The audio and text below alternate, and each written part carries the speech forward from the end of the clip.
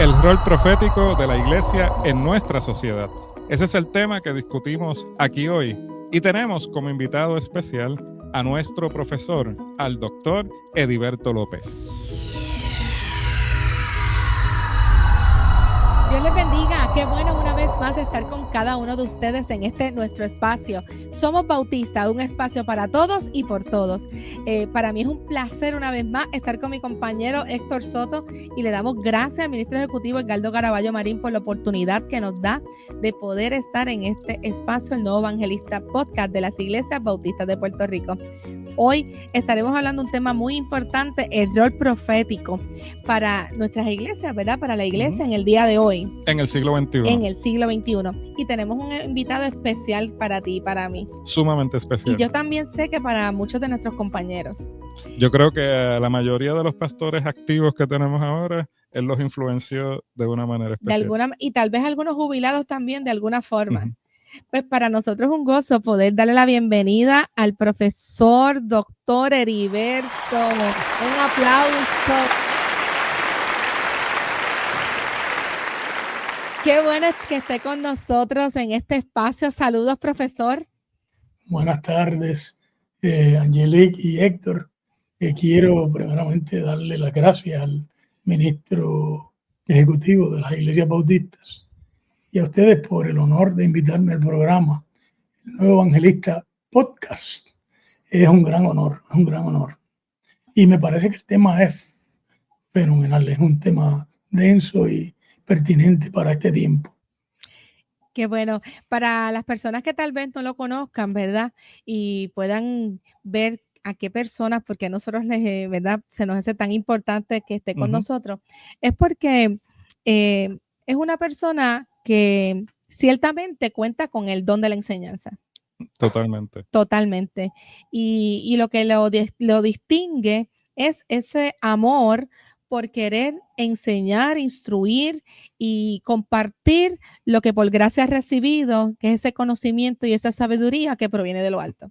Y después de haber tomado 3 cursos con él, creo que ha sido muy paciente. Yo creo que demasiado, ¿verdad? Sí. Con nosotros es bien pastoral. Nosotros queremos destacar algunas cositas de él para que lo puedan conocer. Y es que el doctor licenciado Ediberto López, y a él no le gusta que le digamos mucho eso de licenciado, realmente también es abogado, pero se distingue y lo que le apasiona realmente más es ser profesor.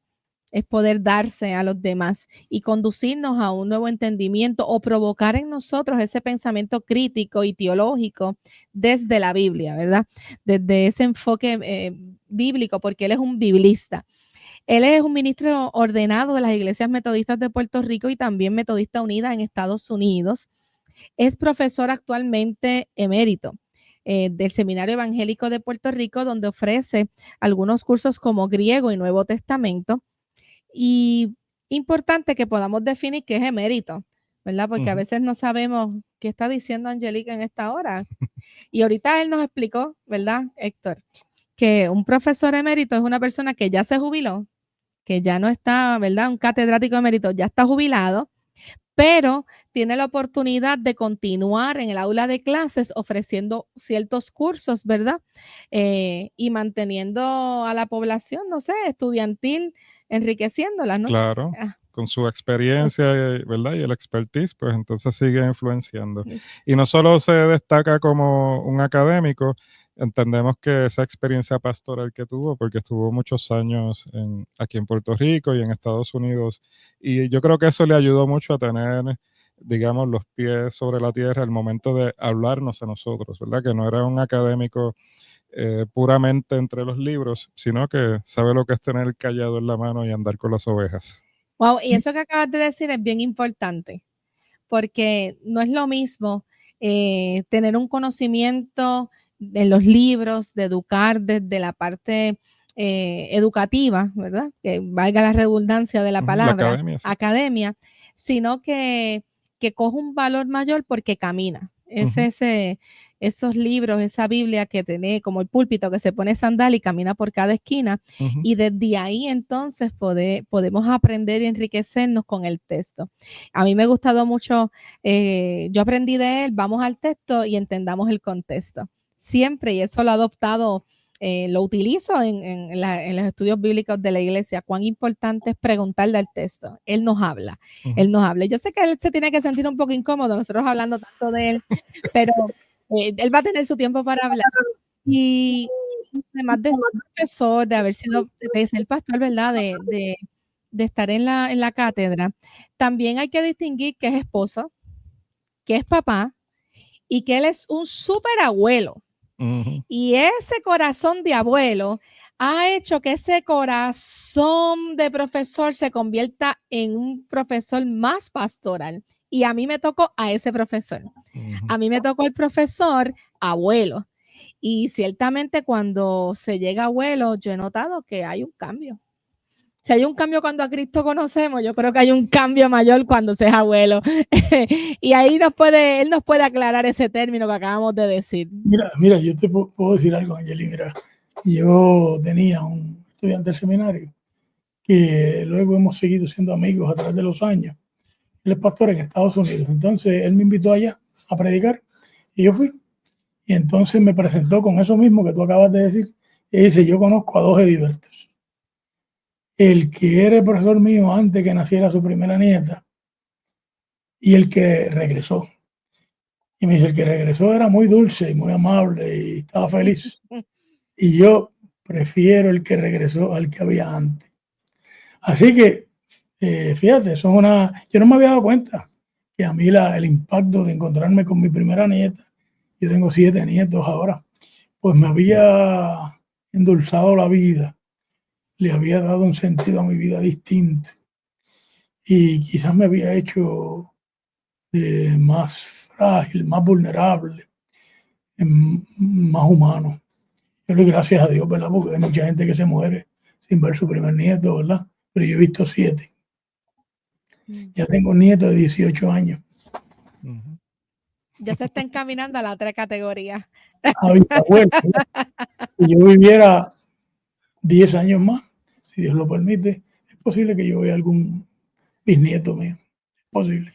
Qué bueno. Pero sabe que esta generación ni se casan ni se dan el matrimonio. Tú sabes, esto es otra cosa.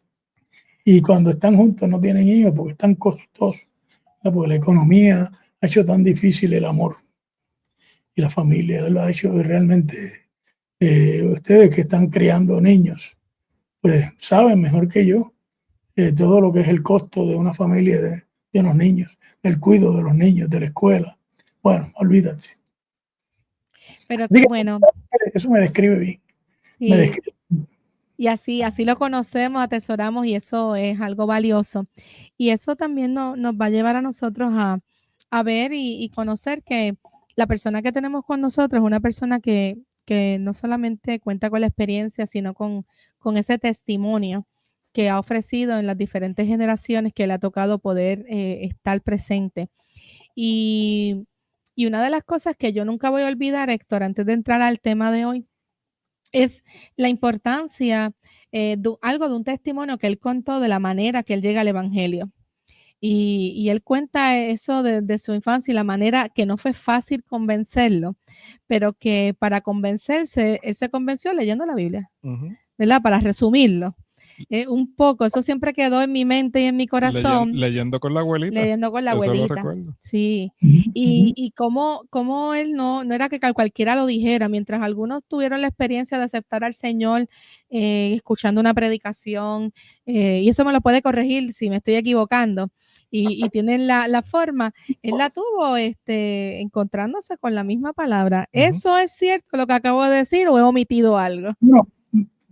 Mira, los encuentros con la presencia de Dios son múltiples, ¿verdad?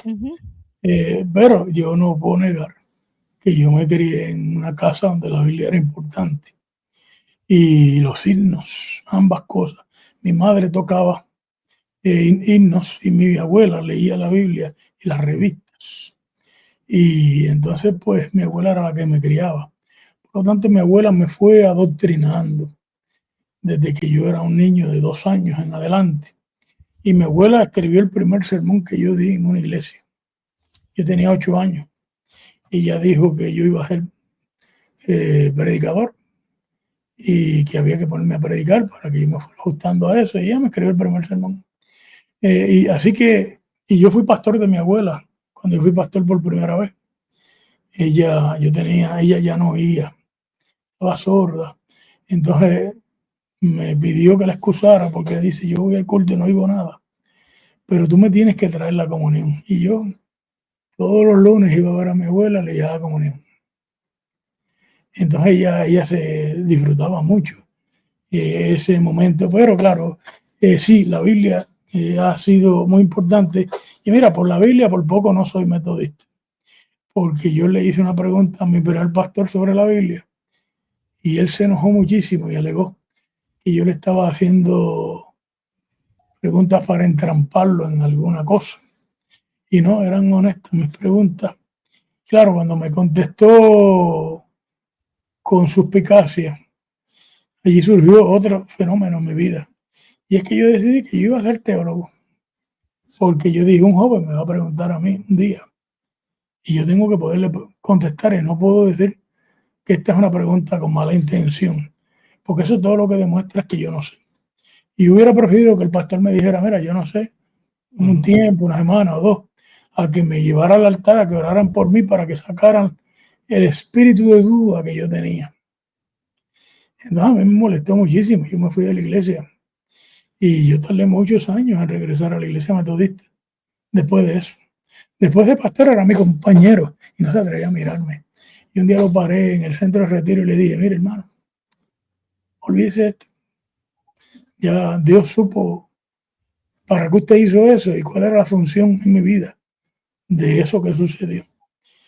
Y entonces yo regresé como maestro de la iglesia, ¿verdad? Que estaba listo a recibir esas preguntas difíciles que se hacen en un salón de clase. Y yo siempre pensé que un maestro no es un todólogo, no lo sabe todo. Hay cosas que yo no sé, un montón de cosas que yo no sé, pero un maestro tiene que saber lo suficiente como para que el 80% de las preguntas tú las puedas contestar.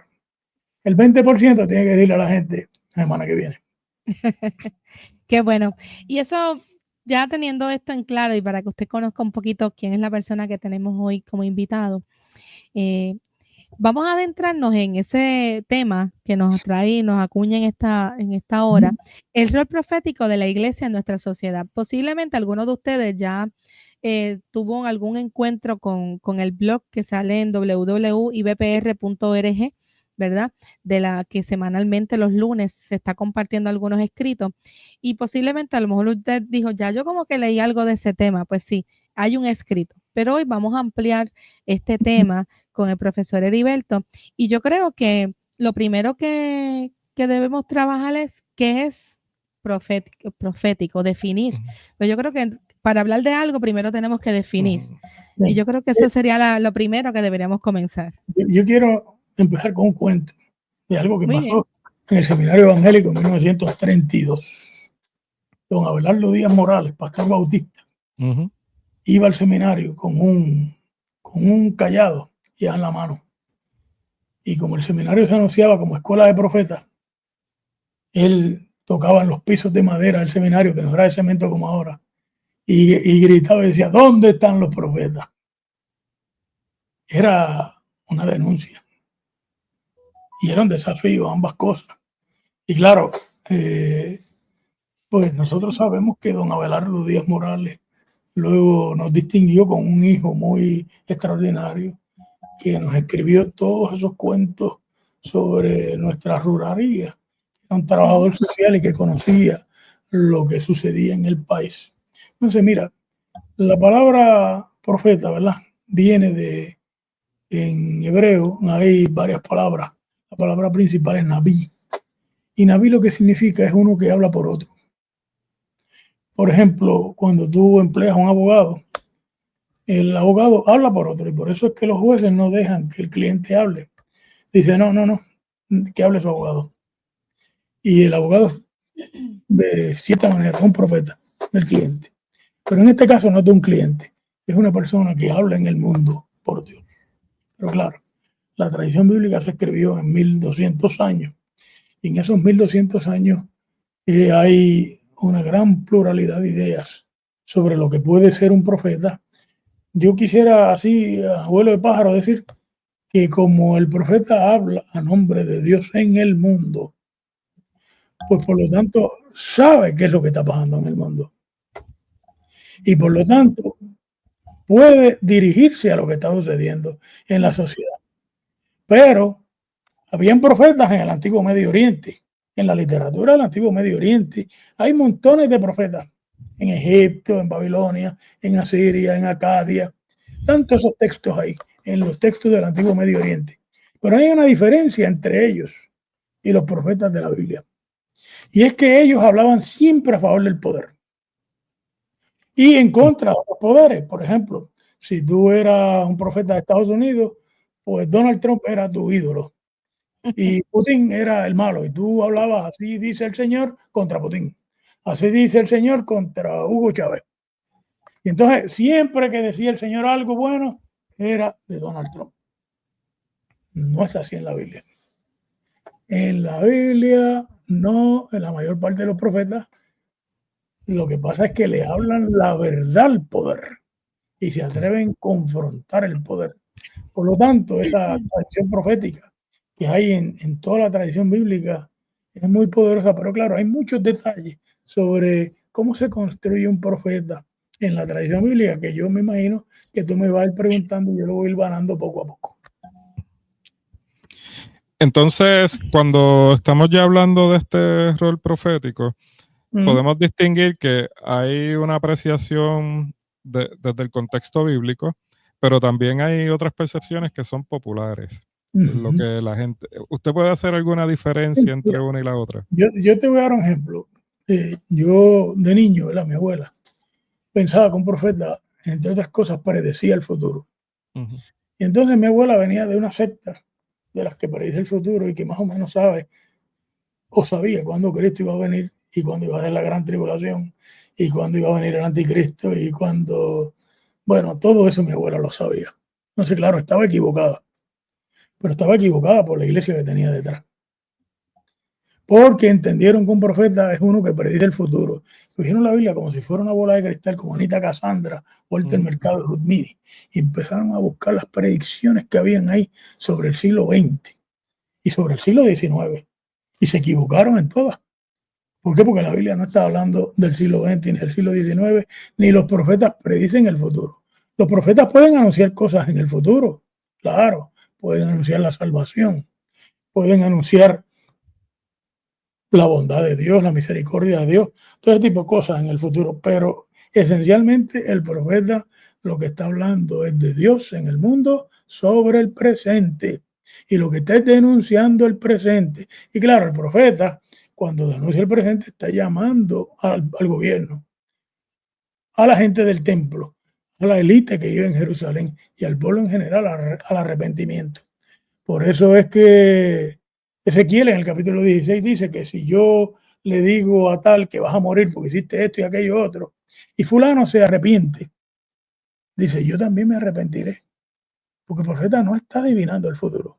El profeta está anunciando el juicio de Dios en el mundo. Pero claro, para usted poder anunciar el juicio de Dios en el mundo, usted tiene que haber podido ir a la presencia de Dios. Y eso distingue el profeta. El profeta es una figura sagrada, no es una figura secular. Nosotros hablamos hoy día también a nivel popular de figuras seculares que son proféticas, podrán serlo, pero no como la tradición bíblica y la tradición de las religiones del Antiguo Medio Oriente, donde el profeta era una persona que había entrado a la sala de la corte sagrada, allí Dios le había hablado, o Dios había venido donde él, o le había mandado un ángel o el Espíritu Santo venía sobre él, o tenía una experiencia con la presencia de Dios, y de ahí era que el profeta rompía a hablar. Y fíjate la fórmula del profeta, así dice Yahvé. Así que el profeta no está diciendo su palabra tampoco. Como el profeta ha entrado en la presencia de Dios, ha entrado a su corte, ha escuchado lo que se discute en la corte. El profeta puede volver y decirle a la sociedad presente donde él vive, así dice el Señor, y esa es la fórmula. Sea en la literatura del Antiguo Medio Oriente o en la Biblia hebrea, hay una fórmula de oráculo continua. Así dice el Señor, claro. La mayor parte de los profetas del siglo VIII, el exilio en Babilonia, eran profetas de juicio. Por lo tanto, ellos lo que estaban diciendo, esto se acabó. en este país no hay oportunidad. ¿Por qué? Porque el país ha hecho todo lo que está contrario al pacto con Dios y ahora tiene a Dios en contra. Tiene a Dios en contra. No obstante, eso no es lo único que hay. Así que a mí me parece muy importante que en nuestras iglesias, si vamos a hablar de profetismo, hay una espiritualidad del profetismo.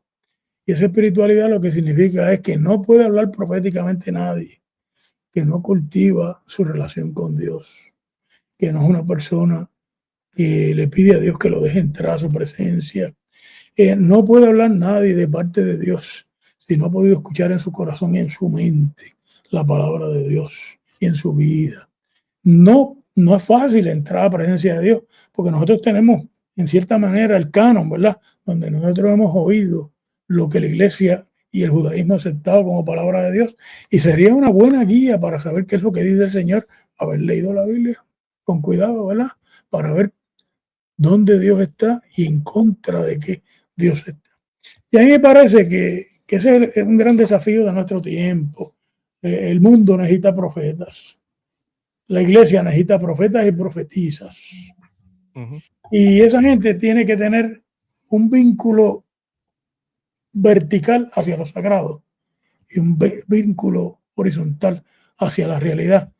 Pero lo horizontal va a surgir de ese vínculo vertical, de arriba a abajo, donde tú puedas decir, pues esto está mal porque así lo dijo el Señor.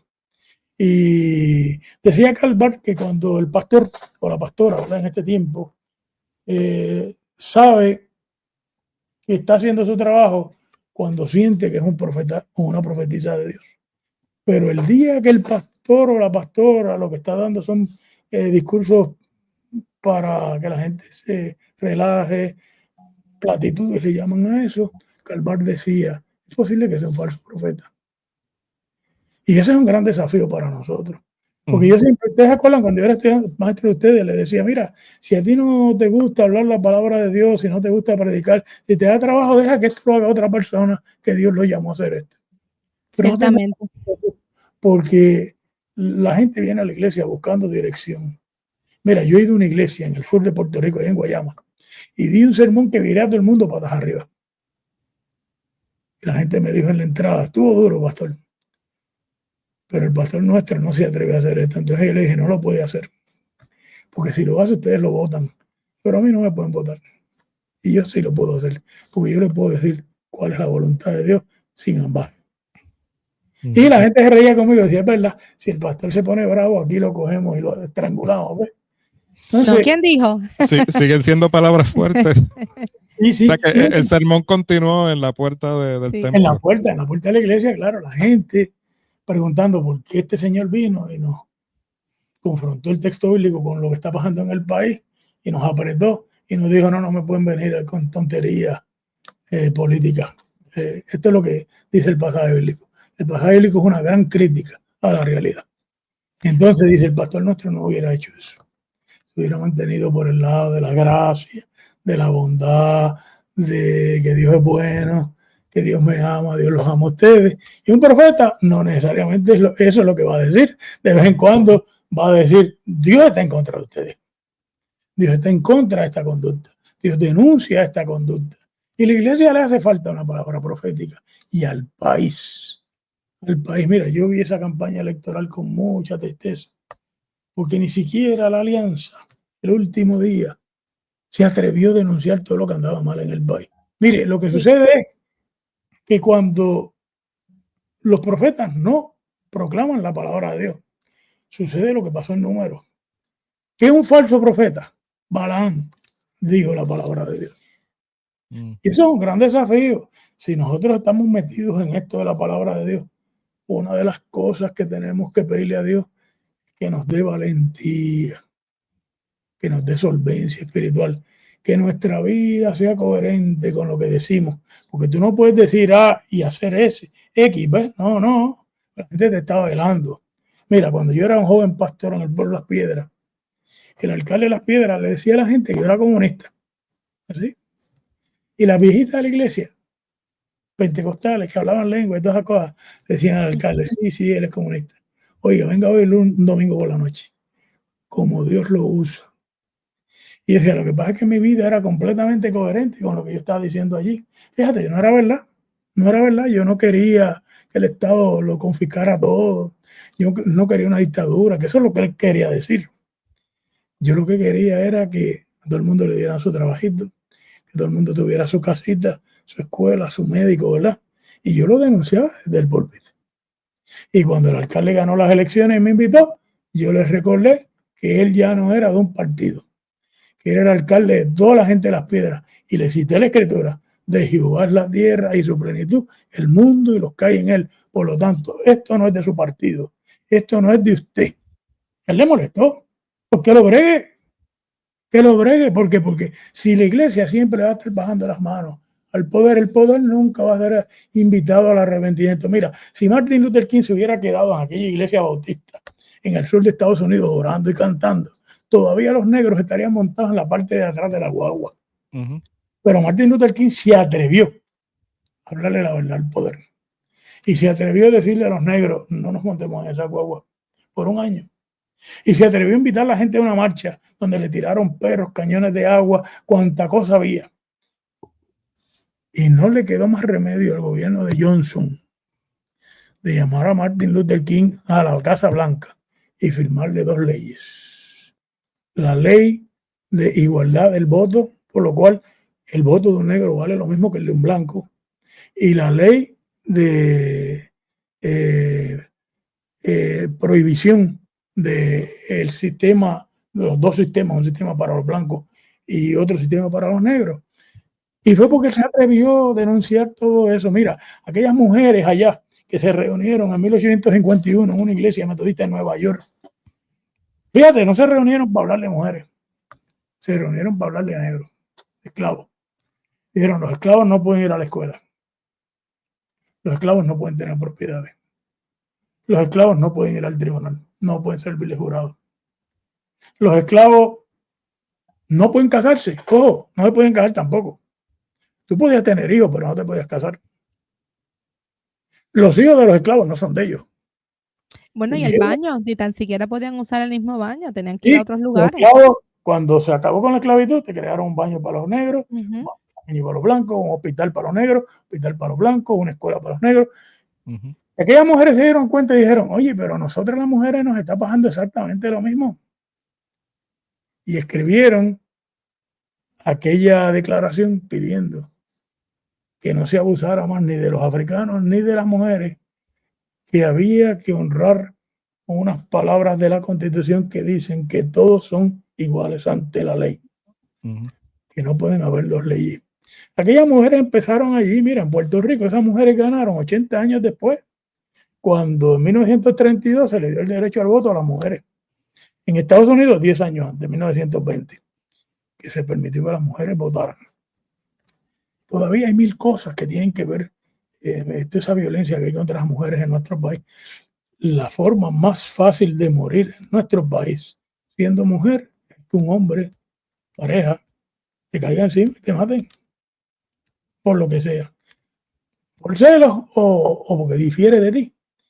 Digo, bueno, pues tenemos un trecho largo y no nos toca a nosotros pasarle paños tibios a esa situación. Y a mí me parece que yo, que predico prácticamente todos los domingos en alguna iglesia, yo empiezo a notar que la gente me dice en las iglesias: mire, usted confrontó esta situación, usted tiene razón.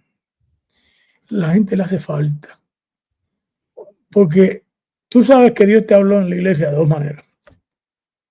O tú sales muy feliz de la iglesia, transformado, o tú sales agriado, porque el predicador te dijo hasta perro muerto.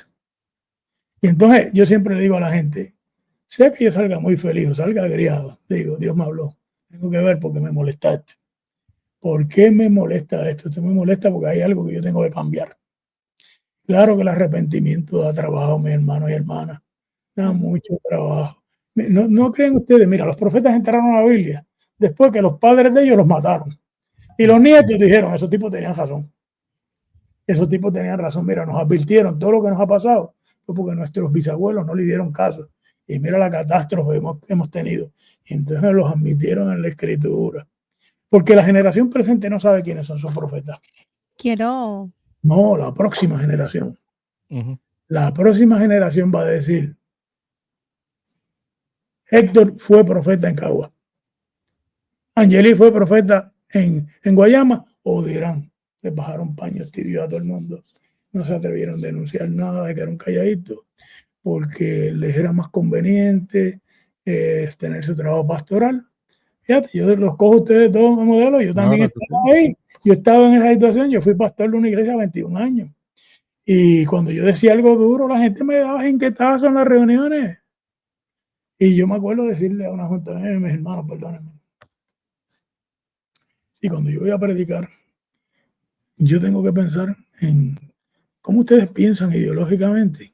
¿Ustedes necesitan otro pastor? No, porque lo que yo vengo a predicar aquí no es de mi partido, porque yo no tengo partido aquí. Es de Dios. Hay dos cosas que quiero aprovechar en ese punto. Lo primero es que en este punto, a los que nos están escuchando, queremos recordarle que estamos hablando del rol profético de la iglesia para el día de hoy, para este siglo XXI. Y que estamos hablando con el doctor, el profesor Ediberto López. Y hay algo que quiero entonces, para que los que están escuchando, poder afirmar. Hasta este momento lo que hemos escuchado es esa definición de la importancia de lo que realmente es el rol profético. Y hablamos, Ediberto, para afirmar que entonces decimos que ese rol profético, esa profecía es un mensaje divino, es un mensaje de Dios que es hacia un pueblo, hacia un individuo, hacia un grupo, hacia una sociedad. Y ese mensaje es para el presente, no es futuro. Ese mensaje profético tiene que perseguir, es llevar no solamente un mensaje de justicia, sino un mensaje de esperanza, un mensaje de afirmación de la soberanía de Dios hacia el pueblo. El otro lado de un profeta es que los profetas no todo el tiempo están regañando. Sí.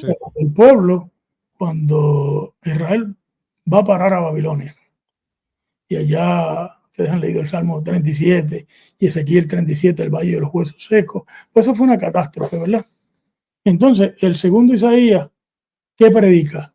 Consuelen, consuelen a mi pueblo, hablar al corazón de Jerusalén, decirle que ha recibido de parte del Señor el doble por todos sus pecados. Una voz clama, abridme un camino en el desierto. Y finalmente termina diciendo, y toda carne verá al Señor. O sea, depende de las circunstancias, pero si el país, o sea, si hay una enfermedad muy seria en una persona, en una familia, en una iglesia, en una sociedad, con la ecología, el medio ambiente, pues el médico lo peor que puede hacer es decirle a un paciente que tiene cáncer, mira, estás bien, que tú estás viejo, vete para tu casa, se murió. No, el médico le tiene que decir, esto es serio, hay que atenderlo rápido. Y que en ese sentido, un profeta es un tipo de médico divino. No te olvides que Jesús pues dijo que el que estaba sano no necesitaba un médico, pero dijo también que nadie es recibido como profeta en su propia tierra. ¿Por qué? Porque a Jesús en Galilea no lo recibieron de bien, están de acuerdo con él. Pero de vez en cuando un profeta va a dar una palabra de consuelo, una palabra de esperanza, una palabra donde la gente en medio del dolor puede ver un día mejor. O sea, no tiene, el profeta también tiene que decirle a la gente, mira, vamos a sacar la cabeza de la crisis y vamos a mirar la esperanza. Porque Dios no lleva este mundo al holocausto nuclear. Dios lleva el mundo al reino de Dios. Dios no lleva este mundo a genocidio en Gaza. Dios lleva este mundo a niños que entran a escuelas, tienen hospitales, tienen papá y mamá, tienen salud mental. Esos niños que han visto toda esa matazón, están heridos por el resto de su vida. Están heridos. Entonces un profeta tiene que decir, eso está mal, pero además tiene que decirle a esa sociedad, pronto, porque por eso la cuestión del tiempo, va a haber tiempos de gracia. Respuesta. Claro, así que es una palabra de denuncia y una palabra de anuncio. Sí. Y de anuncio de esperanza. Por lo tanto, hay que mirar toda esa tradición profética denunciando y anunciando, denunciando y anunciando. Es como tenemos dos brazos, ¿verdad? Pues con uno decimos esto anda mal, con otro decimos vamos a curar. Por eso los profetas hacen milagros. Fíjate, los profetas sanan gente, dan de comer. Eso todo lo que implica es que el profeta está dando esperanza, está dando consuelo. El mejor ejemplo, Elías, ¿verdad? Eliseo, que hizo el doble de todos los milagros de Elías. Moisés, que de acuerdo al Antiguo Testamento era un profeta. Y él lo dice en Deuteronomio. Se pone en boca de Moisés, el Señor levantará otro profeta similar a mí. Por lo tanto, Moisés es entendido en Deuteronomio como un profeta. Y Moisés alimentó al pueblo en el desierto. Pero claro, cuando tuvo que darle 2 tablazos al becerro de oro, lo dio también. Porque ese es el fino balance. O sea, tú no puedes estar peleando con el país ni con tu congregación todo el tiempo. Pero es peor que todo el tiempo le estés pasando un pañito. Sí. Y ahí quería añadir para que esto él pueda entrarnos, porque en ese punto es un poquito lamentable que realmente en el tiempo que vivimos, cuando hablamos de rol profético, vemos esta disparidad que se está dando en el altar o en algunos movimientos, donde a veces se calla por mantener tal vez buenas relaciones, por evitar ciertos conflictos, y se prefiere, como en algún momento Aarón hizo, Aarón en algún momento en la porción bíblica, por mantenerse bien con el pueblo, se dio unas cosas, olvidando esa orden que dio Jehová. Entonces, prefirió consagrar su liderato con el pueblo que exigía algo, en vez de afirmar lo que le tocaba hacer en lo que Moisés regresaba, conociendo ya la instrucción. Entonces, fíjate, eso lo estamos viendo en el mundo de ahora. Entonces la gente lo que quiere es escuchar, Dios me hable, pero yo quiero escuchar lo que yo quiero escuchar. Yo quiero que escuche que yo voy a tener una casa, que yo voy a tener vacaciones, que el enemigo me está persiguiendo y el diablo la tiene contigo y ya no te olvidas. No, pero ¿y dónde queda nuestra responsabilidad humana, nuestro libre albedrío, nuestras decisiones? Entonces, ese pasa de mano, que a veces lo que, como decía Pablo Jiménez la semana pasada, que hablábamos de la revitalización desde la reforma. Si no he escuchado, busque el podcast anterior. Y él decía, tenemos que definir, lo que quieren es que le pasen la mano y los estén cuidando, o que continúen haciendo lo que es la misión de Dios. Claro, yo estoy de acuerdo contigo. Mira, Moisés, en el libro de Éxodo, cuando Dios llama a Moisés en Éxodo 7, en la tradición sacerdotal, le dice a él, Moisés pone una excusa de que él no tiene una dificultad para hablar. No te preocupes, Aarón va a ser tu profeta. Y ahí que tú te das cuenta que el profeta no predice, el profeta habla por otro.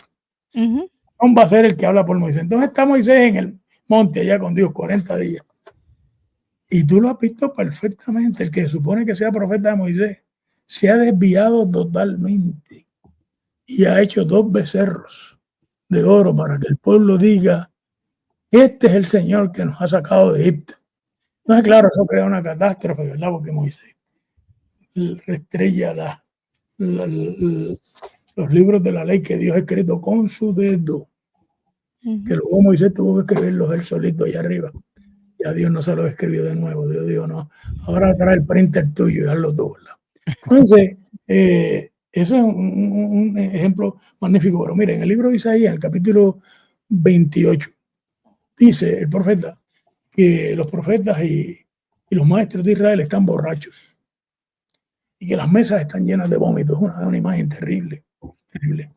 Y entonces dice el profeta que lo que le tocaba al profeta era enseñar al pueblo a pensar. Pero el profeta los enseñó a gozar. Por eso la idea de la borrachera. El profeta los enseñó a estar en gozo, estar en felicidad, estar en alegría todo el tiempo. Y nunca los confrontó. Entonces, dice el profeta que por eso ellos van a oír como niños. Un niño no entiende lo que le están hablando. Entonces, la Biblia Reina Valera traduce muy mal lo que dice ahí en hebreo. En hebreo dice lo siguiente: calau, calau, calau, sercham, sercham, sercham. Y calau, calau, calau, sercham, sercham, sercham, lo pueden buscar en otra Biblia que no sea Reina Valera. Es una forma de que, como el pueblo no aprendió a pensar y no aprendió a ser crítico, y ha tomado tantas malas decisiones en cuanto a la viuda, el huérfano, el oprimido, el extranjero, los grupos sobre los que Dios tuvo misericordia. Ahora el pueblo se ha puesto en contra de ellos. Pues ahora el pueblo va a tener que oír una gente que no le habla su idioma. Y lo que se están refiriendo a la invasión a Siria. Porque los profetas de juicio lo que dicen es, viene la destrucción de Israel con Asiria, viene la destrucción de Israel con Babilonia, viene la destrucción de Israel con los persas. Y entonces, claro, uno acá se queda diciendo, fíjate, si le hubieran dado a entender la realidad, si los hubieran enseñado a pensar, pues no hubiera caído ese juicio tan terrible de Dios sobre el pueblo. Pero como decidieron tener una linda religión de verano, como le llamaba Juan Wesley, a ese fenómeno de pasarle la mano a la gente y nunca confrontarlo. Y claro, uno no tiene que confrontarlos con dureza, no tiene que gritar, no tiene que alzar la voz. Porque tú puedes, mira, viene un hombre a hablar conmigo y me cuenta que le ha hecho violencia doméstica a su esposa. Bueno, yo lo puedo confrontar con una pregunta. No tengo que meterle un palo. Le puedo decir, hermano, ¿usted cree que eso es correcto? Y lo obligo a pensar. Si me dice que es correcto, es un sociópata. Entonces tengo que ir más duro. Pero es posible que me lo admita. Y entonces yo pueda decirle, ¿cómo usted va a manejar su coraje? Dígame una cosa. Si fuera un jefe suyo en el trabajo, ¿usted le hubiera alzado la voz? ¿Lo hubiera empujado? Pero esto me pasó a mí con uno de mis niños pequeños, que me da mucho trabajo, era un niño muy rebelde, y le di 3 cantazos, 3 nalgas. Y un anciano sabio mirando aquello. Fue a la oficina de la iglesia y me dijo, mire, reverendo, dígame, si el niño midiera 6 pies y 2 pulgadas, ¿usted le daría? Yo le dije, rayo, sería más alto que yo. Dígame si le daría. Me imagino que no. ¿Por qué no le daría? Pues porque él es más grande que yo, me va a dar para atrás. Si usted le da ahora porque es pequeño. Ese fue el último cantazo que yo di. De ahí en adelante yo sentaba a mis niños y le contaba el tiempo, le apagaba el televisor una hora, hablaba con ellos para tratar de persuadirlos de que eso estaba mal. Eso fue un momento profético en mi vida. Fíjate, me confrontaron con mi pecado. Y yo no me puse duro, yo dije, verdad, este hombre tiene razón. Y así me han pasado 1000 cosas donde alguien me ha dicho, mira, tú estás equivocado. Entonces, claro, la iglesia es un lugar donde se sana la mente, ¿verdad? Sana el corazón. Y las primeras sanidades es uno oír que Dios le dijo, por ahí no es. No, vas por el carril mal, vas a chocar, te vas a estrellar. Sí. Porque eso es lo que hacemos, tú le adviertes a la gente y yo creo que el ministro más efectivo es el que con mucha dulzura confronta a la iglesia. Y la gente no se da cuenta que lo confrontaron y después llaman a uno y dicen, oiga, pastor, usted nos ha metido el puñal el domingo pasado. Yo que te metió el puñal, pero te lo dijo con tal dulzura que no dijo que se convirtiera en un ruido entre tú y él, que tú tuvieras que pensarlo, o ella, porque puede ser una mujer pastora, ¿verdad? Y entonces tú te vas para tu casa pensando eso. Y cuando tú te das cuenta que tú estás mal, la palabra profética no ha vuelto atrás vacía. Pero si nadie te confronta, pues tú sigues alzando la voz, manoteando, sabrá Dios, empujando, dando. ¿Tú sabes cómo empajar? Pues yo la vi como abogado en los tribunales y cuando yo era abogado de un hombre que le había dado a una mujer, yo lo obligaba a meterse en terapia por 1 año. Si hasta que un psicólogo no firme ahí, que tú sabes manejar tu coraje, tú debes ir a la cárcel. Tú necesitas un abogado que te diga que tú tienes razón, búscate a otro ya, no hay problema. Y muchos hombres con mucho tino me dijeron cuando iba por todas esas sesiones de terapia, un terapista enseñándole a manejar su coraje, oiga, qué bien me ha hecho esto, yo no sabía cómo bregar con esto, no sabía cómo. Mira, yo recuerdo, yo tenía una señora que cayó encima de las hijas, le dio de 2 colores, entonces un juez me nombró. Yo le dije, bueno, yo le tomo el caso, pero yo voy a dirigir esto, esta señora no me puede imponer su línea. Si ella quiere un abogado blandengue, pues con otro. Me dijo, no, si ella se pone difícil, yo le voy a llamar al capítulo. No, yo fui a hablar con ella. Y le dije, señora, mire, yo le voy a mandar a un trabajador social, y ese le va a mandar a un psicólogo, y ese le va a mandar a un psiquiatra. Bla. Vaya a todas estas cosas. Digamos, ¿usted va a ir? Sí, voy a ir. Bien, nos vemos en 3 meses. En 3 meses yo llegué al tribunal y no sabía dónde estaba la señora. Y donde el alguacil y le dije, mira, ¿tú has visto a fulano? Y me dice, está allá hace rato. Y digo, ¿dónde está? Mírala allí sentada. Fui. Y cuando la vi no la reconocí. Y le dije, señora, ¿qué le ha pasado a usted? Y me dice, ay, licenciado, a mí me debieron haber mandado a un psiquiatra hace mucho tiempo. Un médico me ha dado una pastilla que me ha quitado el coraje. Fíjense, yo la obligué, yo no di un paso atrás. Dije, no, si tú no quieres tomar tu medicamento, búscate a otro, ya tú. ¿Verdad? Yo estoy aquí de voluntario, no estoy cobrando. Y mira, la mayor parte de las cosas que ustedes hacen en la iglesia es de gratis. Porque nunca he cobrado por predicar. A mí me pagan por administrar un edificio, por administrar un programa, lo que sea, pero por predicar, no, eso no está en venta. Profesor, hace un rato mencionó a Luther King la parte de lo que se logró, ¿verdad? Él como profeta, pero también hay que considerar que se pagó un precio, que yo creo que esa es la parte que detiene a muchos profetas de esta época en el siglo XXI. También habla que en los años 30 el seminario en el cual estudiamos se les reconocía como una escuela de profetas. Eso yo lo había escuchado, pero ya no se menciona, ¿verdad? Y pensamos entonces es que no queremos ni siquiera el título. No queremos ni el título porque nos cuesta pagar el precio.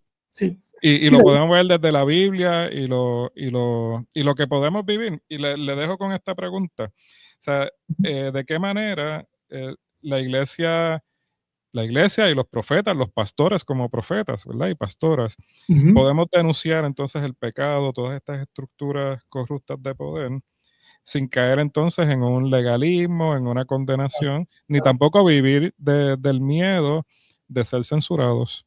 No, y de provocar miedo y terror en la gente. O provocar en la gente el miedo. Claro. Mire, es una pregunta buena, buenísima. Esas 2 preguntas que ustedes han hecho, mira. Yo pienso que la gente que ha escuchado a Dios y le ha hecho caso han pagado un precio. Mira, déjame darte un ejemplo. Ustedes han olvidado algo.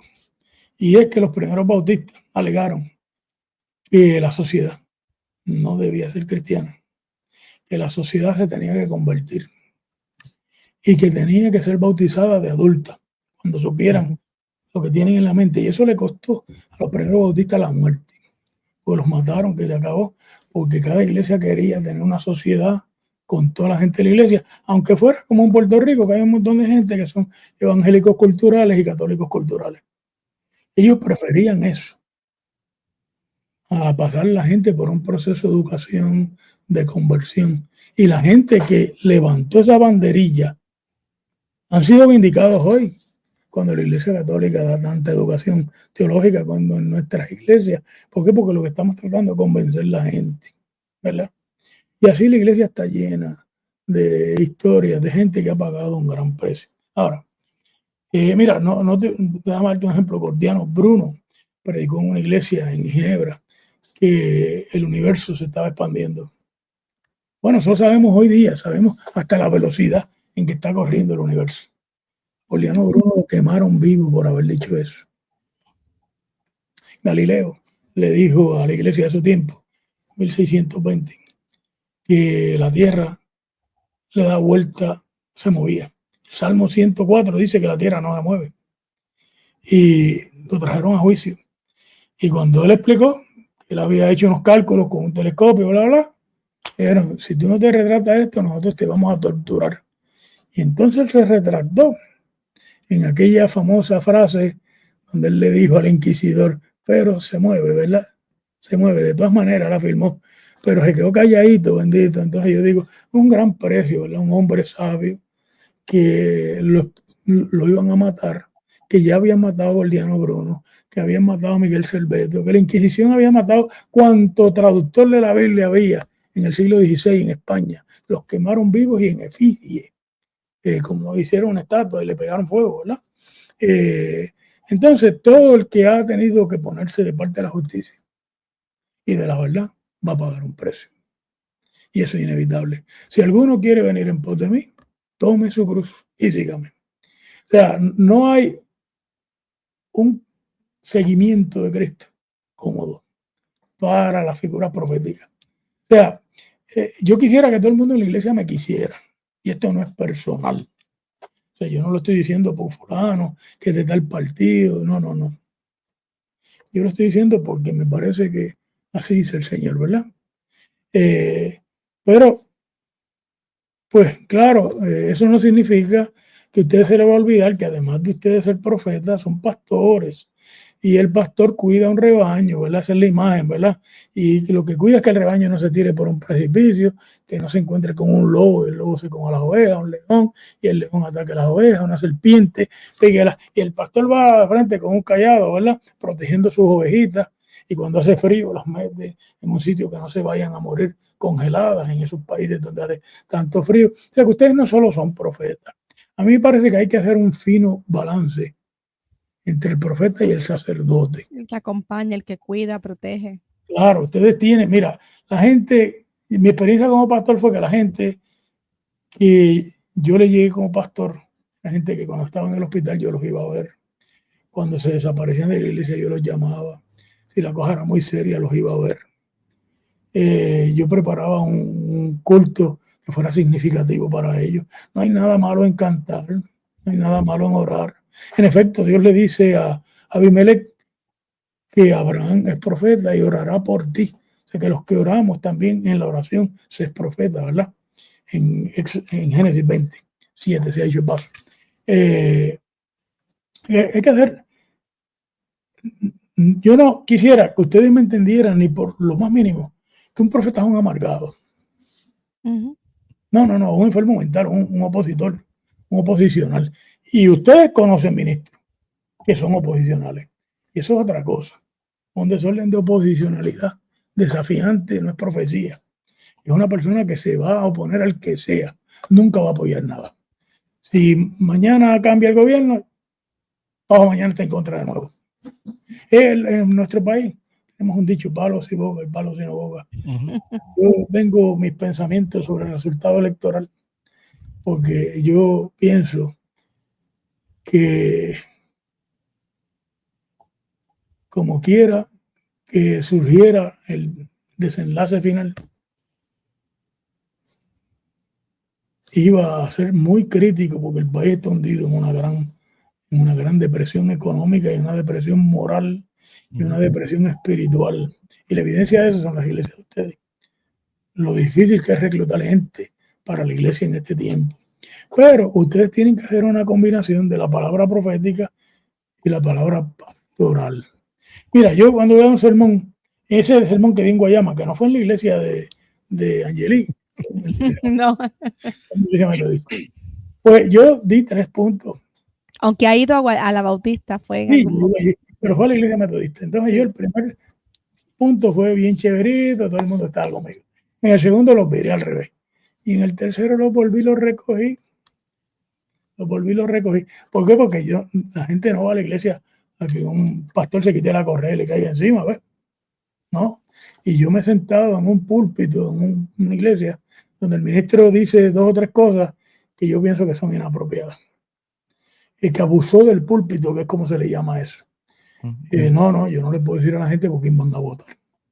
No, yo le puedo decir acuérdese de los enfermos, de las viudas, de los huérfanos, de los pobres, de las mujeres, de los niños, de los ancianos. Acuérdese de eso. Cuando vaya a hacer la marca en la papeleta. No le puedo decir. Porque cuando yo le digo por quién votar, yo abusé del púlpito. Uh-huh. Y mira, todo el mundo sabe dónde yo estoy parado en este país. La gente opuesta ideológicamente a mí me querían muchísimo. En la iglesia de Las Piedras me querían muchísimo. En la iglesia en Río Piedra, mis opositores ideológicos decían, no, el pastor es un tipo razonable. Muchas de las cosas que él dice son verdad. No me las daban todas porque no es imposible que te las den todas, tú sabes, no es posible. Pero si tú lo haces algo personal, se dañó la cosa. No. Esto tiene que ser algo sagrado, que la gente se dé cuenta que cuando tú terminaste, fue Dios el que le dijo eso, no fuiste tú. Fue Dios el que le dijo esto. Mira cómo dice San Pablo, que cuando los profetas profetizan, los secretos de vuestros corazones se hacen manifiestos. O sea, el profeta sabe qué es lo que está pasando realmente. Yo digo, bueno, hace falta una gran cantidad de sabiduría. Una gran cantidad de sabiduría, de bondad. Mira, cuando yo denuncio algo desde el púlpito, sea que nos van a robar como país, o que nos tienen ahí con un cuerpo que nosotros no hemos elegido controlando a nuestro país y a su presupuesto, o que nos están liquidando la Universidad de Puerto Rico poco a poco. Yo no lo hago por coraje, yo lo hago por amor. Porque el profeta tiene que tener el mismo amor que Dios tiene. Claro, Dios nos ama más que lo que el profeta pueda amar. Pero el profeta está en sintonía con Dios. El profeta ama a Israel, ama a Judá. Y por eso es que le dice, por ahí no es. Esto es un peligro. Paren. Pero claro, de vez en cuando, en un fuego, tú no le puedes pagar la manito. En un fuego tú tienes que gritar rápido, ¡fuego! Para que todo el mundo pueda salir. Porque si tú no lo dices, se quema todo el mundo allí. Tú viste el peligro y no lo advertiste. Entonces uno tiene que también convertir la iglesia en una comunidad profética. Que no te le preguntan a su congregación, a estudio bíblico, mire, ¿cuáles son las implicaciones de este discurso de Elías contra Acab y Jezabel cuando mataron a Nabaot? Se lee el relato, se discute cuáles son los personajes, qué fue lo que pasó, este quiso quedar con el terreno, aquel le dijo que no, que esa era su heredad en una trama de palacio, decidieron matarlo, lo mataron, le quitaron el terreno. Bueno, ¿cómo aplicamos esto aquí? Entonces, ya tú no eres el profeta, es la iglesia la que es profética. Mira, en Nueva York, nosotros teníamos 40 niños por salón de clase en la comunidad, en la escuela que estaba detrás de la iglesia. Bueno, yo le dije a la gente de la iglesia, miren, mi hermano, a la buena de Dios no nos van a bajar esa cantidad de niños, que hay que protestar. Y organicé una gran protesta en Washington Heights. Claro, fui a hablar con la policía, nosotros no vamos a violar la ley, pon unos policías ahí, pon unas vallas. Nosotros vamos a cantar unos lemas y vamos. Bueno, mira, no dieron un palo, ni nos arrestaron, ni nada. Sí, mucha gente nos maltrató, y mucha gente de la iglesia me maltrató a mí también. Pero 4 años después habían 3 escuelas nuevas y los niños habían bajado 22 por salón de clase. Ya, pues valió la pena. Yo no lo hice solo, porque yo no podía hacer eso solo. Yo me llevé a la iglesia detrás de mí a piquetear. Y a cada rato en el país llaman algún tipo de acto de protesta simbólica donde la iglesia debe estar. Y yo me quedo asombrado que los ministros ni llaman a su iglesia ni van con ella. Bueno, yo en mi iglesia, donde yo voy, que es una iglesia de campo, pequeña en Guaynabo, ahora mismo en todo ese lío de Israel-Palestina, pues le pedí al pastor que hiciéramos una actividad sobre Palestina y que trajéramos un palestino a hablar y un cristiano que estaba allí que pueda. Y se abarrotó la iglesia. Y mira, el palestino habló con tanto amor, con tanta dulzura, que cuando aquel era un joven, un muchacho de 22 años, terminó, estaba todo el mundo con él, estaba todo el mundo compadecido. Pues convertimos la comunidad en una comunidad profética. Pero o sea, que ustedes piensen que esto le toca a ustedes dos, ustedes solos no pueden hacer esto, esto lo tiene que hacer el pueblo de Dios, porque en la reforma protestante, el ministerio es de todos los creyentes. O todos somos profetas, lo que Moisés le dijo a Eldad y a Meldad, ojalá que el Espíritu de Dios more sobre todo su pueblo y que todo el profeta número sea profeta del Señor. Eso es lo que nosotros creemos, que el Espíritu ha caído sobre toda carne. Toda carne son todos esos hermanos que hay en esas iglesias. Y usted los tiene que convocar a la acción profética. Profesor, en esa misma línea, También hay algo que es importante al tiempo, que ahorita lo dijo, ahorita comentó que hay unos desafíos porque se hace difícil reclutar o que la gente, ¿verdad?, abrace lo que es la iglesia y desarrollarse en medio de la tarea de servicio. Y también en ocasiones ocurre que aunque esa comunidad, esa voz profética que la iglesia tiene, que yo soy fiel creyente de decir, la iglesia tiene respuesta, ¿verdad? Tiene el mensaje y tiene la respuesta, y en esa voz profética, pero en ocasiones, tampoco en el tiempo que vivimos, no están dispuestos a moverse a eso, porque no es lo que buscan, y no es lo que está en medio de su corazón, pero a veces se logra si tú invitas, usas un gancho de invitar a X o Y, porque lo vemos también en el secular, lo vimos también en la pasada evento que estuvimos trabajando, viendo se estuvo trabajando en medio de nuestro país, pero y de igual manera ocurre con estos movimientos para poder levantar las voces. Y yo creo que viene de esa conducta individualista que se ha levantado en nuestra sociedad.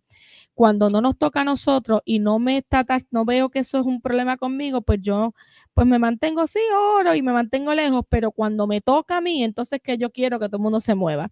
Y eso lo estamos viendo en la conducta humana, y creo que también hay unos aspectos psicológicos, sociales, en medio de nuestra población. Pero también quiero atachar a esto en esta voz profética de denuncia para estos tiempos, cómo la iglesia puede y todo lo demás, pero cómo enfrentamos o cómo vemos estos movimientos donde sensacionalistas, por decirlo así, de que los temas que a veces están a los extremos es el tema de la venida, cuando vienen estos temas de ahí eventos atmosféricos de destrucciones, que Sí, salen los temblores, las entonces lluvias. salen este rol profético de momento para estos eventos particulares o temas que les llama la atención a la gente, cuando a hay la una guerra, guerra. para querer levantar una voz profética que muchas veces nosotros podemos ir al texto y ya la voz está puesta, ya está hecha ahí, ya está dicha, ¿verdad? Pero que están bañados de temor y miedo, pero que distorsionan, y cómo estas mentes están entrando, como por ejemplo este tema de la venida de Cristo, ¿verdad? Que atrapa a las mentes humanas, si se salen de lo que la misma porción bíblica nos enseña y dicen, esa es la voz, y se contamina o se corrompe para mí la voz profética de la iglesia. Sí, mira, esa pregunta tiene que ver con el apocaliptismo, ¿verdad? El apocaliptismo es un tipo de profetismo. Y nuevamente el apocaliptismo no está prediciendo cómo va a ser el mundo de este tiempo. El Apocalipsis de Juan dice que a él le toca escribir lo que ve, no lo que verá, ve en presente. Y dice, escríbele a las 7 iglesias de Asia Menor. O sea, no fue que le escribas a la iglesia de Guayama, ni a la iglesia de Cagua, ni a la iglesia de Guaynabo, donde yo estoy. No. Nosotros somos, como diríamos por ahí, un third party. Nosotros hemos leído esto porque nos parece importante. No, yo creo que hay la lectura mágica de la Biblia, leyendo la Biblia como si fuera una bola de cristal, pues llevamos 2 siglos. La Biblia Scofield lo que hace es creerse que ellos sabían cuándo venía Cristo, y la Biblia Scofield está detrás de toda esa matazón que hay en Gaza ahí, que es el sionismo cristiano el que apoyó el que se fundara una sociedad ahí que pudiera hacerle toda esa violencia a los palestinos, porque ahí deberían haber 2 países, uno palestino y uno judío en paz y con acuerdos, pero no toda esa matazón que hay, que ahora se le están quedando con el margen occidental y se quieren quedar con el norte de Gaza. Entonces, a mí me parece que mira, cuando yo recuerdo cuando fue a hacer el año, pasó algo en Puerto Rico, que se me llenó la iglesia de gente que todos pensaban que eso era una señal de la venida de Cristo. O sea, yo nunca he creído. Luis Fidel Mercado me enseñó a mí, un ministro bautista, que cuando la predicción está tan cuadradita, uno debe sospechar que es errónea. Bueno, yo le dije a los hermanos, mire, eso no tiene que ver con la venida de Cristo, olvídense de eso. Eso no es así. Cristo viene y ha venido y iremos a él, pero no es eso. No es eso. Fíjate la advertencia que hace el Evangelio. En cuanto a esa hora y el día, nadie sabe. Ni los ángeles del cielo, ni el Hijo, sino el Padre. Entonces hay algunos evangélicos que saben, ¿ves? Saben más que el Hijo. Y yo digo, no, esa es la mejor advertencia de prudencia. Eso no significa que no queremos que Cristo venga. Pero nos parece mejor que como el vidente de Apocalipsis o como el autor de Segunda de Tesalonicenses, que le pusieron el San Benito, no a Donald Trump y Europa ahora, podría ser. Pero originalmente ellos no sabían que iba a haber un Donald Trump, ¿verdad? Ellos se lo pusieron a Nerón, a Domiciano, a Trajano, a Adriano, en aquel tiempo. Y nosotros tenemos un montón de literatura de los cristianos y de los romanos de aquel periodo que nos prueban que esto fue un conflicto donde los cristianos se atrevieron a denunciar la violencia del imperio romano sin pena. Hoy día, pues nosotros podríamos usar los mismos textos, ¿verdad? Viene primero un guerrero, tira un arma, detrás de ese guerrero viene una gran guerra, detrás de él viene el hambre y la muerte, y finalmente, pues, viene la muerte misma. Apocalipsis 6. Pues es una descripción de lo que ha pasado en Ucrania, lo que está pasando en Gaza y en Líbano, o en el norte de África. Son los 3 lugares que hay guerra ahora mismo. El libro Apocalipsis pues dice que una bestia que estaba herida de muerte se levantó. Y hay que tener cuidado de que a líderes políticos nosotros le damos vida, ¿verdad? Mucho cuidado, porque podrían ser una bestia, ¿verdad? Entonces dice de otra bestia, ¿verdad? Que dice que si tú no adoras a la bestia más grande, una lealtad absoluta, tienes que serle fiel, pues te van a mandar no te compran ni te venden, ¿verdad? Te excluyen de la economía, te hacen un bloqueo. Pues yo pienso, y el autor del Apocalipsis entendió lo que era el imperio romano, pero entendió lo que eran los imperios del siglo XXI también. Porque es lo mismo, cuando tú le haces frente a un imperio de este tiempo, inmediatamente te hacen un bloqueo. Y te despedazan económicamente. Le digo, bueno, el libro Apocalipsis dice que del abismo salió un ángel, ¿verdad? Abadón. Abadón significa el destructor. Solamente una persona que no sabe leer la Biblia piensa que ese ángel es Cristo, porque es un ángel que cayó, no es que descendió. Y salió con un montón de un ejército y empezó a matar a cuanta cosa se encontraba. Es una descripción del Imperio Romano. Bueno, todo el Apocalipsis tuvo una visión donde allá arriba Dios le puso unos espejuelos y le dijo, ven para que tú entiendas lo que está pasando. Y le mostró. Y como se dio cuenta que no lo iba a entender bien, le puso un ángel al lado que le interpretara.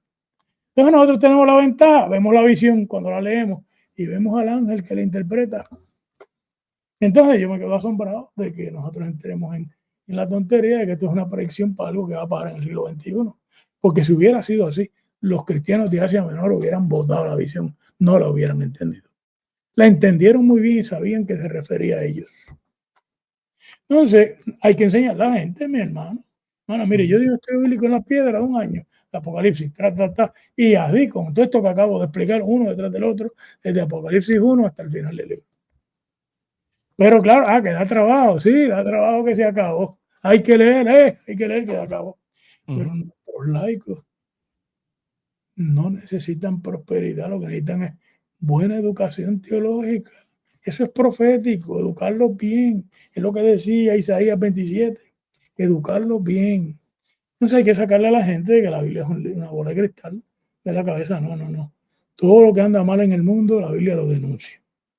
Sea la ecología, sean los pobres, sean las mujeres, sean los ancianos, los niños, sean los homosexuales, sean los negros, sean las personas con discapacidades, sean los inmigrantes. En Puerto Rico hay 250,000 dominicanos que bastante violencia que reciben de los puertorriqueños. Si Donald Trump saca la mitad de ellos, no hay un solo anciano que tenga quien lo cuide en Puerto Rico.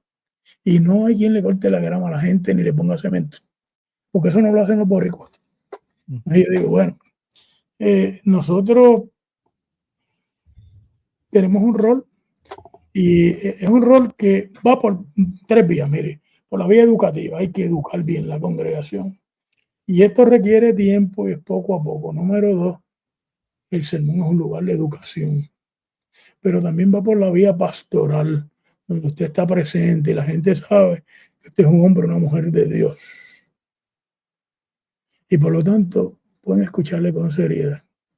Entonces, cuando usted mezcla todo ese tipo de cosas y va poniéndole a la iglesia en las manos la tarea del ministerio del mundo, el ministerio profético, pues poco a poco usted tiene una iglesia que es una gran bendición en su comunidad, que es muy respetada por el país, por los sectores que piensan, lo respetan. Y mire, no crean que con el entertainment vamos lejos. Con el entertainment, ustedes lo que les hace falta es que le pongan un ministro al lado que cante mejor que ustedes y sea más bonito. Se acabó. Se le vació la iglesia. No. Es buena formación teológica. Profesor, vamos a hacer un ejercicio profético. Vamos a aprovechar que usted está aquí. Pero quizás usted esto ya lo ha predicado anteriormente. Una voz profética, la iglesia ahora con la situación que vivimos en Puerto Rico con Luma, para no meter al gobierno completo, tenemos la situación que energética que se vive con Luma y genera Puerto Rico o genera PR. Y sabemos cómo han sido afectados los negocios, las viviendas, los enseres en cada vivienda, las escuelas, los viejitos que necesitan. Los que necesitan algún device, ¿verdad? Para sobrevivir y necesitan energía. Ya sabemos que la situación de Luma, aunque nos hemos acostumbrado a vivir en ese desastre, está muy mal. Y es una situación hasta de derechos humanos, podemos ya decirlo. ¿Cómo podemos manejar ese mensaje profético ante la crisis que nos trae ya sea Luma o genera PR? Sin entrar en política, ¿verdad? Sin entrar en política. Yo creo que eso es un tema formidable y tiene su ventaja, y es que todo el mundo está molesto con los apagones. Todo el mundo está molesto con eso. Y especialmente si tú eres pobre y necesitas una máquina para respirar o una máquina para hacerte diálisis, y se te va la luz y no te puedes hacer el diálisis, tu vida puede estar en riesgo. Yo creo que esto hay que discutirlo en nivel de la iglesia local, a nivel del distrito, a nivel de la denominación, a nivel del concilio de iglesias que hay en Puerto Rico, en todos los niveles y a nivel de la sociedad.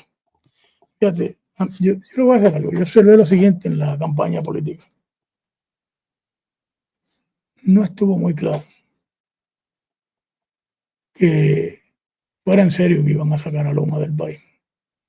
Porque la gobernadora dijo que iba a nombrar un SAR, lo que significa que va a esperar a que el SAR le diga.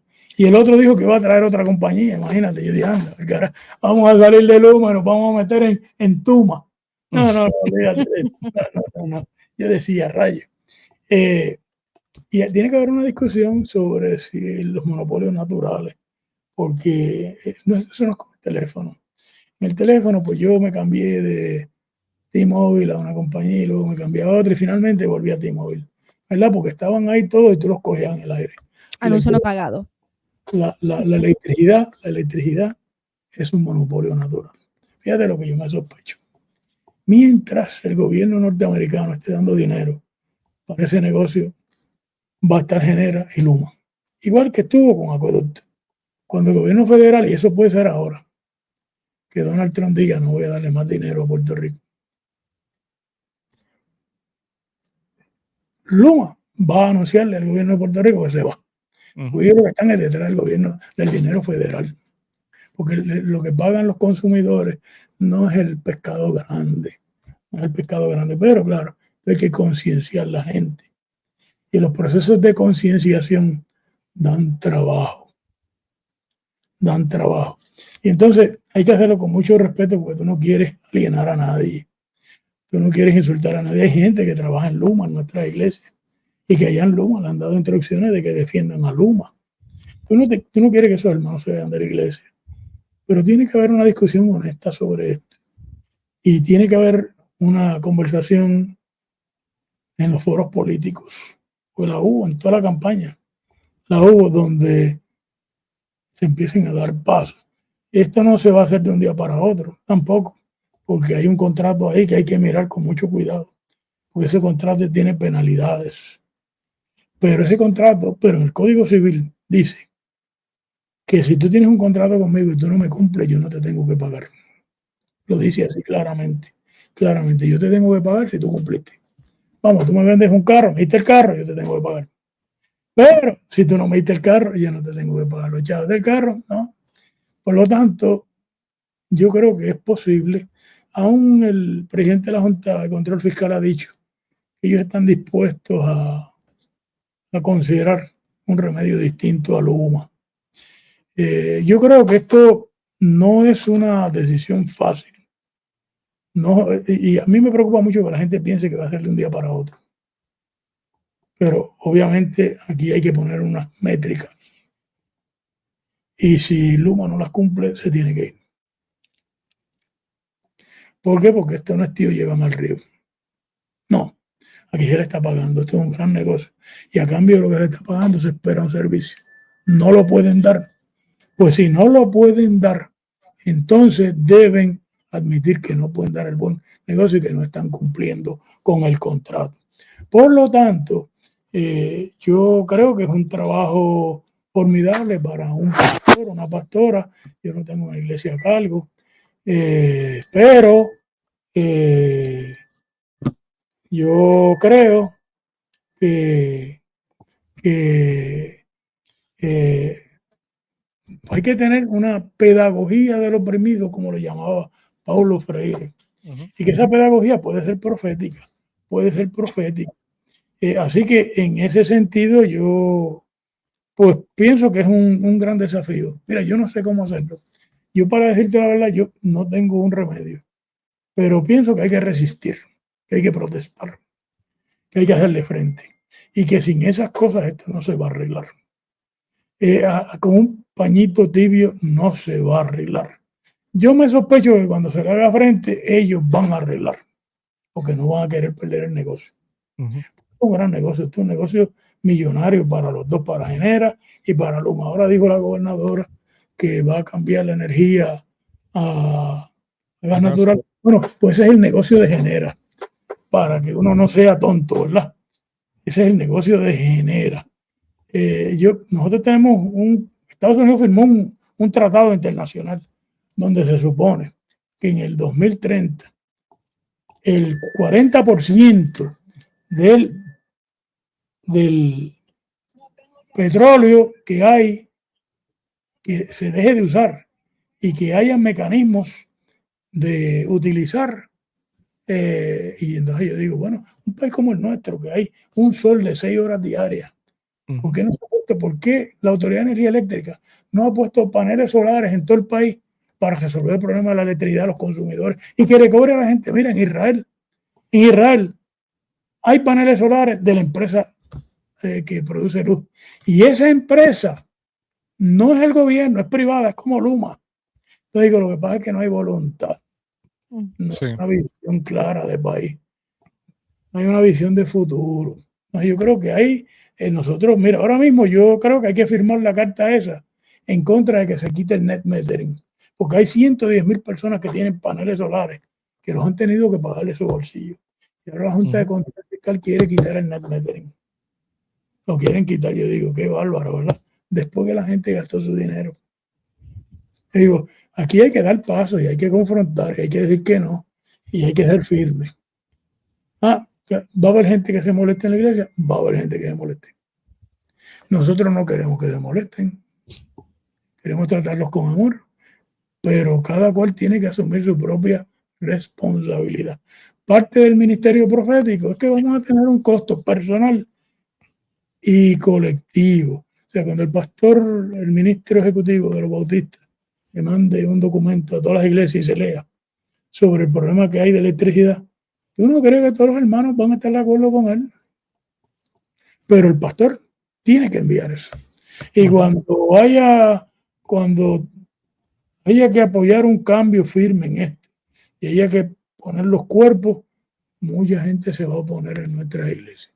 Pero ustedes cogen y van con su pastor ejecutivo y con su denominación y con las iglesias y respetan al que no quiso ir, no hay problema. Vivimos en una democracia, usted puede pensar lo que usted quiera.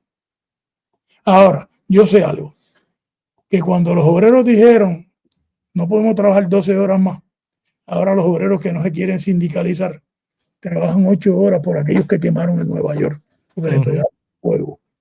Le pegaron fuego. Cuando las mujeres las obligaban a seguir trabajando después de dar a luz al otro día, y las mujeres dijeron, no puede ser, nosotros tenemos que ir a amamantar un bebé, tenemos que ir a bregar, y formaron un piquete en Nueva York.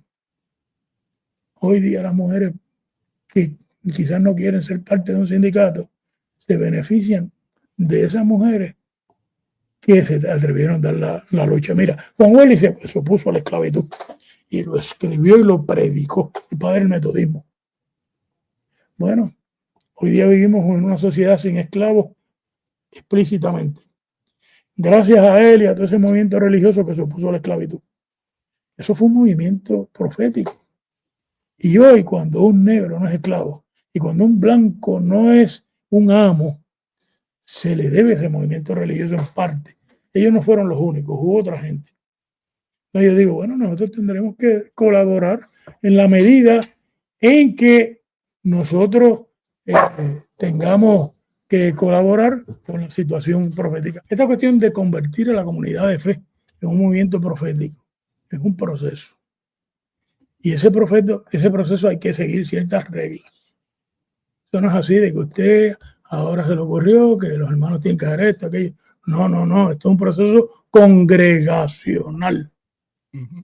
Por lo tanto, te tiene que educar un grupo de gente y un grupo más grande y por círculos tirar la piedra en el lago y los círculos van ampliándose y usted tiene que hablar en su denominación y usted tiene que tener el apoyo de otros ministros y luego del pastor ejecutivo, el ministro ejecutivo y luego de las demás iglesias para que esto sea un éxito. Cualquier cosa que nosotros queramos cambiar en una sociedad tiene que ser una gran coalición, porque no seamos mesías pequeñitos, no soy yo ni cada uno de ustedes, es un grupo, un movimiento profético, pero en el momento en que nosotros ayudemos a la iglesia a hacer un movimiento profético, la iglesia va a ser significativa en nuestro país y entonces se van a poner las escuelas apropiadas porque el movimiento profético empujó en esa dirección. Entonces se le enseñará a los hombres a tener masculinidades saludables porque el movimiento profético enseñó. Entonces no habrá explotación con algo que es un derecho humano básico, la electricidad, el hospital, la salud, la comida. Estos son derechos humanos básicos, pero esto hay que educar a la gente y tiene que haber un gran proceso. Y si se viola ese proceso, no llegamos a primera base. Y a mí me parece que, pues, yo se lo diría así con un dicho, ¿verdad? Sin prisa y sin calma. Hay que ir dando los pasos para que el reino de Dios se pueda buscar en este mundo. Que venga el reino de Dios. Y va a venir con el movimiento profético. Va a venir en Estados Unidos, lo vimos con los negros, lo hemos visto en gran medida con las mujeres. ¿No creen ustedes que lo que ha pasado de derechos civiles a la comunidad LGBT no ha sido porque ha habido un gran proceso bien articulado? Pero si se empieza a hacer a nivel privado y sin grupos y sin coaliciones, no llegamos a primera base. Así que fíjense el desafío. No es meramente que ustedes tengan pensamiento profético, que ustedes usen ese pensamiento para convertir la iglesia en un movimiento profético.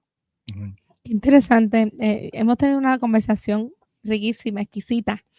Nos sentimos en el salón de clase. Aprovechamos la oportunidad para regresar allá con el para profesor. regresar con él. Profesor, en medio de lo que hemos hablado, usted ha estado dándonos esa cátedra, ¿verdad? De ese rol profético. Sabemos que el rol profético no es algo ligero. Usted ha establecido ese rol profético bíblico desde la Biblia, ¿verdad? Y en el aquí y en el ahora. No algo ligero, sino algo que demanda de una relación con Dios, Sí. de una búsqueda, de una devoción que eso nos lleva a ese desarrollo de esa intimidad, de esas prácticas espirituales con el Señor, y para poder discernir esa voz que Dios, de Dios en nosotros hacia el pueblo, ¿verdad? Ese canal, porque realmente no, la voz no es de nosotros, no es, es Dios que nos utiliza para poder dar su voluntad a aquello que Él quiera hablar al pueblo, un individuo, una sociedad, una comunidad. Y en medio de ese proceso, vemos la importancia en esta línea que usted nos ha llevado de cómo se va transformando dentro de lo que es una denuncia, pero también es un mensaje de esperanza, no es un mensaje simple de futuro, sino que es presente con un movimiento al futuro, ¿verdad? Y una evaluación del pasado. Y una evaluación del pasado. Y nos va llevando a cómo la iglesia tiene que, no solamente del púlpito, sino vivir en medio del proceso esa voz profética que se levanta en medio de aquellas denuncias o aquellas situaciones particulares de una sociedad. Eso me lleva nuevamente al texto bíblico, donde me lleva, más allá de las bienaventuranzas, me lleva a Jesús cuando tiene en sus manos el del rollo de Isaías 61 y está en Lucas, y lo leo textualmente. Lucas 4 hace mención del rollo de Isaías 61. El Espíritu del Señor está sobre mí, por cuanto me ha ungido para dar buenas nuevas a los pobres. Me ha enviado a sanar a los quebrantados de corazón, a pregonar libertad. Y nosotros hablamos hace poco de camino a la libertad. A los cautivos y vista a los ciegos, y poner en libertad a los oprimidos, a predicar el año agradable del Señor. Y creo que esta porción bíblica recoge el rol profético, recoge a cuál es la esencia de lo que nos han enviado, ¿verdad? A llegar a estas poblaciones, pero cómo hacerlo de la manera correcta. Y yo quisiera que teniendo esto, ¿verdad? Con lo que usted ha hablado, ¿cómo podríamos, cuál sería el llamado final a las personas que nos están escuchando para abrazar ese rol profético? No tan solo para la iglesia, sino en el lugar donde nos ha permitido el Señor estar. Sí, mira, este pasaje de Lucas es formidable, ¿verdad? Este es el primer mensaje que Lucas presenta sobre toda su teología en toda esta obra de Lucas hecho. Entonces, a mí me gustaría mirar el pasaje bíblico de otra manera. Me gustaría mirarlo como criterios. ¿Dónde están los profetas del Señor? Preguntaba don Abelardo Díaz Morales, ¿verdad? Pues, donde se le anuncia a los pobres que ya no van a ser más pobres. Si lo que tú le anuncias a los pobres es que cuando se mueran van para el cielo, eso es un mensaje del infierno. No. La única buena nueva que tú le puedes dar a un pobre es que se cambió la sociedad por una sociedad donde ya no van a ser más pobres. Número 2. Donde se sanan los quebrantados de corazón. Y esto es un paralelismo. O sea, la pobreza rompe el alma. La pobreza crea toda esa espiral de violencia que hay en nuestro país. La pobreza crea la crisis de esperanza que hay en nuestro país enorme. Y si tú remedias una, remedias la otra, en gran medida. Por lo tanto, tú sabes si tú estás llevando a cabo un ministerio profético porque estás sanando a los quebrantados de corazón. Donde se pregona la libertad a los cautivos. Y mira, la gente está cautiva de 1000 cosas. Del estatus, de los fondos federales, de una persona, de un cigarrillo, de una comida, del azúcar, tantas adicciones que hay en nuestro tiempo y donde se proclama la libertad de la cautividad. Ahí está la iglesia profética. Y donde se predica el año agradable del Señor. El año agradable es el jubileo, donde la gente ya no tiene más deuda. Se cancelan todas las deudas, ¿verdad? Yo pensaba que la Junta de Control Fiscal iba a quitarnos la deuda a nosotros completa y la deuda de la Autoridad de Energía Eléctrica. y que se iba a auditar muy bien para que los que se beneficiaron de esa deuda pudiéramos saber quiénes eran y ponerle sanciones para que pagaran esa deuda. Pero no, nos van a hacer pagar la deuda. Es verdad, nosotros elegimos los gobiernos para que las hicieran, porque es verdad que nosotros los elegimos, pero nosotros no nos imaginábamos que le iban a meter una deuda de 120 millones de dólares al país. No sabíamos eso. Y no sabíamos que a Luma le iban a meter una deuda de 12,000 millones de dólares. Entonces, el año agradable es cuando te liberan de las deudas. Te liberan de las deudas. Así que aquí hay criterios y esto es un números apertos. Esto es, aquí tienen que haber otras cosas. Tú sabes dónde está el Espíritu de Dios porque hay mejores familias. Tú sabes dónde está la iglesia profética porque hay mejor calidad de vida. Tú sabes dónde está la iglesia profética porque la gente tiene salud mental. Todas esas cosas. Tú puedes hacer una lista indefinida.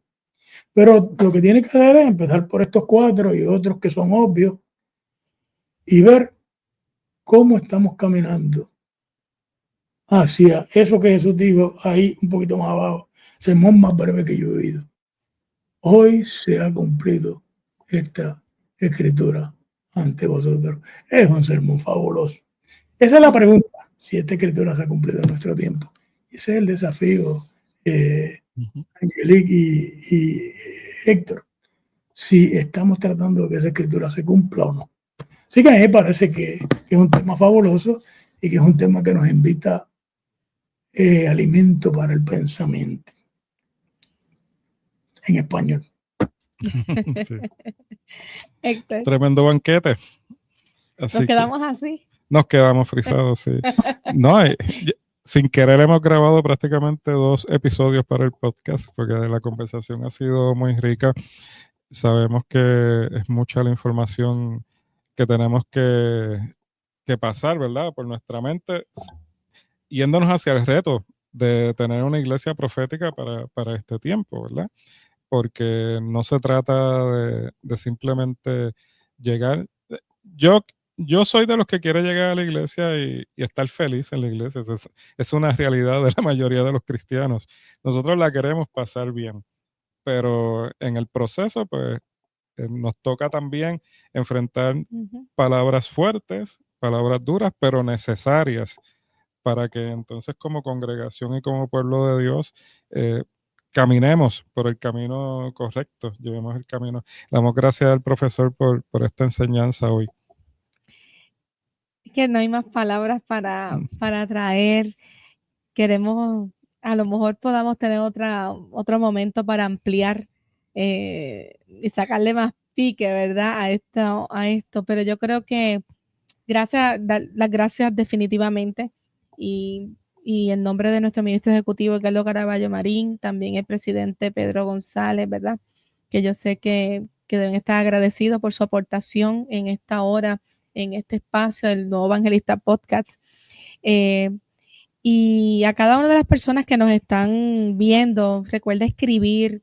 Si usted tiene preguntas y nosotros las retomamos, de ahí sacamos lo que queremos seguir trayendo, ¿verdad? Y discutiendo en medio de estos espacios para enriquecimiento, pero no para que se quede ahí, sino para provocar, como hoy hablamos, que ese rol profético se active en medio de la iglesia. Necesitamos con urgencia que el rol profético tome su lugar, ¿verdad? Y más allá de cantar, toma tu lugar, ven Señor, y que podemos trabajar tal vez unas cosas teológicas con estos cánticos, es que podamos saber que en ese nuevo cántico que el Señor tiene que provocar en nuestra vida, porque se revela, porque se hace real sus promesas, su pacto que continúa, nosotros también tenemos una responsabilidad, y es que nosotros tenemos que seguir anunciando y viviendo conforme a la realidad de nuestro pueblo, sin perder quién es el Dios creador y al Dios que nos ha llamado, ¿verdad? Así que le doy gracias al profesor Ediberto por este banquete que nos deja, en mí está ocasionando varias cosas en mi interior, ¿verdad? Que hay que seguir trabajándolas para poder cumplir, porque me ha hecho pensar, ¿estaremos cumpliendo realmente ese rol profético? Fíjate, Angelique, yo pienso que en parte sí, pero nos falta mucho. Nos falta. Hay cosas que estamos cumpliendo, pero siempre que tú haces una auditoría, te das cuenta de que hay cosas que que no se han empezado, cosas que están acabaditas de empezar. Y qué bueno que nos damos cuenta, porque mira, la idea no es ni que la gente se deprima, diga que mal estamos, no, sino cuál es el camino de ruta a la que nos llama el Señor en el futuro. ¿Dónde está el Señor esperándonos al frente? Y Cristo nos está esperando. Cristo nos está esperando. Y es nuestra meta, ¿verdad? Es nuestra meta, es nuestro galardón, nuestra corona de vida, lo que anhelamos y queremos, que es lo que deberíamos anhelar. Pero mientras tanto, la iglesia militante es la iglesia que mantiene el rol profético en medio de la comunidad.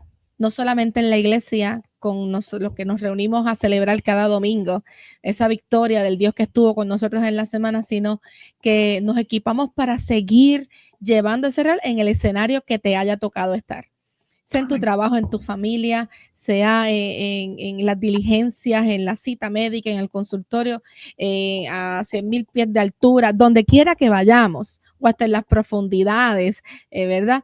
Nosotros podamos entender cuál es nuestro rol profético y cómo ejercerlo de una manera correcta. Pero claro, no deseemos un don profético de la profecía si no vamos a tener una vida consagrada al Señor. Eso tú sabes, esto demanda una entrega y una búsqueda de Dios. Y a la medida que nos acerquemos, Dios utilizará los instrumentos que le entiendas para dar voz para el pueblo. Porque al fin y al cabo, Dios lo que está buscando es relacionarse con nosotros y poder cumplir toda esa promesa y esa gracia que se ha derramado para nuestra vida. Pastor, ¿algo más usted quiera cerrar? Terminamos este programa. Yo le agradezco a ustedes. Para mí ha sido un motivo de honor y alegría estar con ustedes dos, con las iglesias bautistas de Puerto Rico. Salúdenme a don Ricardo, el pastor general. Creo que usted le llama ministro ejecutivo. Sí. Salúdenmelo, un joven talentoso. Yo me alegro de que él esté bien de salud, porque había estado un poco quebrantado. Y a los hermanos bautistas mi abrazo, mi cariño y mi lealtad. Mi lealtad, yo pertenezco a la iglesia evangélica y yo le soy leal a la iglesia evangélica en nuestro país. Y una de esas iglesias es la de ustedes. Amén.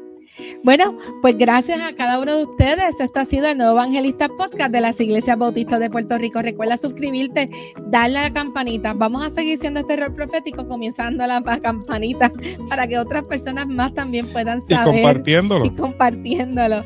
Y también recuerda que si quieres ampliar tu conocimiento, visítanos en www.ibpr.org y busca allí la pestañita de Educación Bautista en línea. Ya tenemos diferentes currículos arriba, además de Somos, ¿verdad? Para niños, para jóvenes y para adultos. Somos, ¿verdad? Desde el principio bautistas, somos bautistas, sino también tenemos Misión Activa, tenemos sobre la educación cristiana y muchas otras cosas que se van a estar sumando en la plataforma. Dios les bendiga y Dios les guarde. Esta fue la pastora Angélica Acevedo. Y el pastor Héctor Soto. Dios les bendiga a todos. Un abrazo virtual. Bye bye.